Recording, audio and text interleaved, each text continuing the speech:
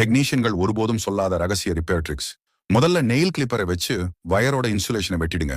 அப்புறம் ஒரு இரும்பு ஆணியில அந்த வயரை சுத்துங்க. அடுத்து ஆணியோட ஒரு மேக்னெட்டை ஒட்டி ஒரு பைப் உள்ள மெதுவா உள்ள தள்ளுங்க. இப்படி செஞ்சா பைப் ஈஸியா வெளியில வந்துடும். பைப் வளைஞ்சிருந்தாலும் இது செஞ்சு சரி பண்ணலாம். ஒரு பிளாஸ்டிக் பாட்டில பாதியா வெட்டி மூடிய கழட்டிடுங்க. அந்த பாட்டில ஒரு மரக்குச்சி மேல வச்சு ஒரு ஸ்க்ரூவை போட்டு டைட் பண்ணுங்க.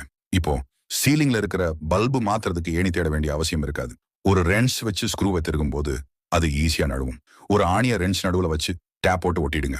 இப்படி செஞ்சா இனி ஸ்க்ரூவை திருகும் போது நழுவாது. ஒரு ரென்ஸ்ல ஸ்க்ரூ போடுற மாதிரி ஓட்ட போடுங்க. அதுல ஒரு போல்ட்டை போட்டு திருகுங்க. இப்போ இது ஒரு அட்ஜஸ்ட் பண்ணக்கூடிய ரென்ஸ் மாதிரி வேலை செய்யும். எல்லா சைஸ் நட்டுக்கும் இது பொருந்தும். ஒரு சுருள் குழாயை நீட்டமாக்க ஒரு நுனில கீறுங்க. இன்னொரு நுனியை அதுல வச்சு திருகுனா அது ரெண்டும் ஒன்னா சேர்ந்துடும். ஒரு ஹீட் மெல்ட் டியூபை 45 டிகிரி கோணத்துல வெட்டுங்க.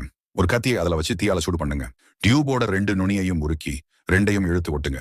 அது சூடு ஆறிட்டா 90 டிகிரி கோணத்துல ஒரு ஜாயிண்ட் ரெடி. ஒரு பிளாஸ்டிக் பாட்டில கோணலா வெட்டி அதுல ஒரு ஓட்டை உருக்குங்க. உள்ள கொஞ்சம் தண்ணி ஊத்துங்க. இப்போ ட்ரில் பண்ணும்போது தூசி பறக்காம இருக்கும். இது ரொம்ப சுத்தமான பயனுள்ள முறை. ஒரு பீர் பாட்டில மூடியில நடுவுல ஓட்டை போடுங்க. அதை இடுக்கிய வச்சு லேசா மடக்கி சுத்தியலை வச்சு தட்டி ஒரு ஸ்க்ரூ போட்டு டைட் பண்ணுங்க.